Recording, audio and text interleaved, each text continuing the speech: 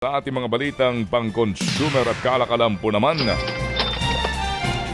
mabigat po sa bulsa ang magiging singil sa kuryente ng Meralco ngayong buwan ng Mayo.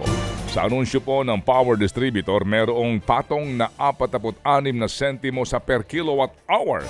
Ito ay katumbas ng dagdag na 72 hanggang higit na 200 piso sa bill. Depende nga po sa konsumo.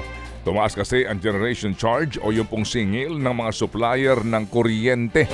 Napansin daw ng Meralco na dumami ang mga bumibili ng aircon noong po nagdaang buwan.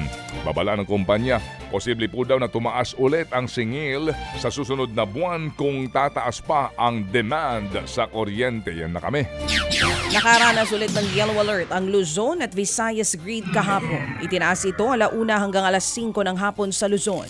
Naulit ng 2 oras simula 8:00 ng gabi. 1:00 rin ng hapon itinaas ang yellow alert sa Visayas at nagtagal naman ito hanggang 4:00. Itinaas ulit ito 6:00 hanggang 9:00 ng gabi. Isinasa ilalim ang grid sa yellow alert kapag manipis ang supply ng kuryente. Ang paliwanag ng National Grid Corporation of the Philippines o NGCP, dahil pa rin ito sa mga pumaliang planta, ang mga power plant na tumatakbo sa mas mababang kapasidad. Bala po naman ng SSS na hikayating sumali sa kanila pong ang mga government workers na hindi miyembro ng GSIS.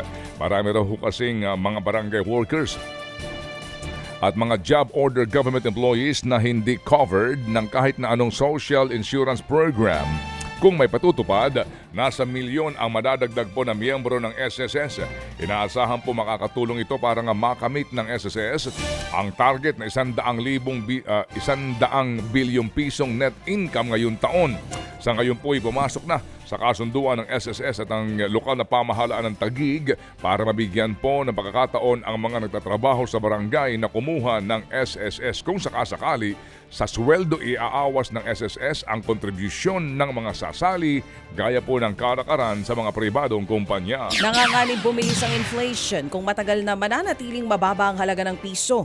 Yan ang babala ng ilang analyst. Sabi ni Diwa Gunigundo ng Global Source Partners, malaking problema raw kung pumalo sa 63 level ang piso kontra dolyar. Nasa 0.4% kasi ang maaaring madagdag sa inflation. Pero anya, hindi kailangang mangialam ng Bangko Sentral hanggat hindi pa bumabagsak ng malala ang halaga nito. Sabi naman ni Ruben Carlo Asuncion ng Union Bank, posibleng nasa 58 level ang limit ng BSP bago ito umaksyon para proteksyonan ang piso. Nagsara ang piso sa 57.84 level kontra dolyar nitong Huwebes. Aray ko po, 57.84 ang piso sa US dollar. Halos hindi po naman gumagalaw ang Philippine Stock Exchange Index o PSEI kahapon. Sa 600 level pa rin ito nagsarado.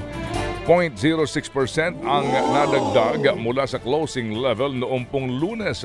Bahagyang tagilid ang paglakas po ng stocks ng mga kumpanya kahit na disente ang corporate earnings sa bansa. Pangamba kasi ngayon ng investors ay lalabas daw ho ang datos na ng inflation na nangyayari sa Estados Unidos. Ted Filon at DJ Chacha ngayon nasa Radyo 5 92.3 News FM Monday to Friday 6 to 10 a.m.